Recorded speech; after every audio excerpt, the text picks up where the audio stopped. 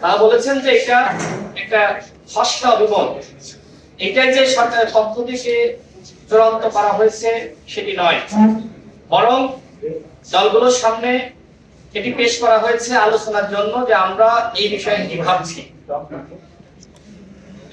বিশেষজ্ঞরা যেটি বলেছেন যে জুলাই জাতীয় সনদ কনস্টিটিউশন অর্ডারের মাধ্যমে বাস্তবায়ন করার বিষয়ে তারা মত দিয়েছেন, তবে এক্ষেত্রে আবার তারা বলেছেন চূড়ান্ত বাস্তবায়ন করার জন্য গণভোট লাগবে।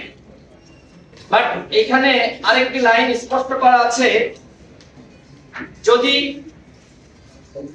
আমি একটু ইংরেজিতে বলি, if the CEO receives the assent of the people through a referendum, অর্থাৎ গণভোটের মাধ্যমে যদি জনগণ এটাকে রিসিভ করে তাহলে শুধুমাত্র জুলাই জাতীয় সনদ গৃহীত হবে।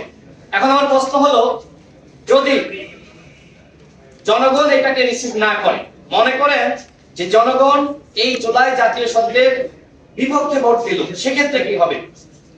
আমরা জানি যে আগামী নির্বাচনে আওয়ামী লীগ বা তাদের দর্শকরা হয়তো অংশ নিতে পারবে না, কিন্তু যারা আওয়ামী লীগকে ভোট দিয়েছে, যারা এই সরকারকে মানে না, যারা জুলাই জাতীয় সনদকে মানে না, তারা কি করবে?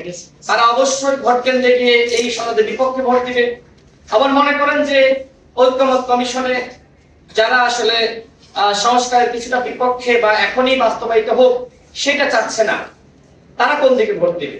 সব মিলিয়ে এই জুলাই জাতীয় সনদ তারা যে পদ্ধতি আমাদের সামনে উত্থাপন করেছে, এই পদ্ধতির মাধ্যমে বাস্তবায়ন করা কঠিন। আমাদের দলের পক্ষ থেকে আমরা এবি পার্টির মতো মতামত দিয়েছি যে আমরা ফ্লেক্সিবল, সর্বসম্মতি ক্রমে সবাই যেটাতে একমত হয় আমাদের আপত্তি নাই। এর আগে 4টা বিষয় আমাদের সামনে হাজির করা হয়েছিল, অধ্যাদেশের মাধ্যমে, নির্বাহী আদেশে, গণভোটের মাধ্যমে, বিশেষ সাংবিধানিক আদেশ। আজকে তারা 3টাকে বাদ দিয়ে একটা সামনে হাজির করেছেন এবং বলছেন যে এটা চূড়ান্ত মতামত দিয়েছে।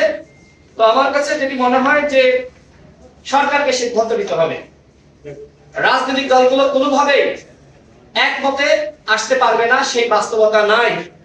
সরকার সেই জায়গায় যেটি করছে যে তারা বলটা যখন তাদের কোর্টে, তারা তাদের কাছে না রেখে তারা আবার আমাদের পায়ে বল দিয়ে দিচ্ছে, মানে আমরা আবার খেলি।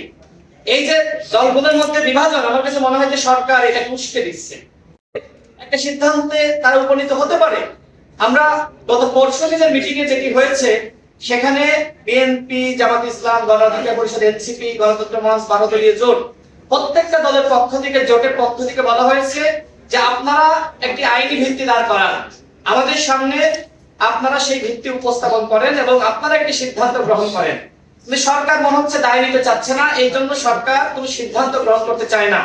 দেখেন, জনগণ কিন্তু গণঅভ্যুত্থানের মাধ্যমে বা বিপ্লবের মাধ্যমে এই সরকারের উপরে ম্যান্ডেট দিয়েছে রাষ্ট্র সংস্কার করার, গণহত্যার বিচার করার এবং একটি অবাধ সুষ্ঠু নিরপেক্ষ নির্বাচন জাতিকে উপহার দেওয়ার। সরকার জনগণের এই ম্যান্ডেটকে রক্ষা করছে না।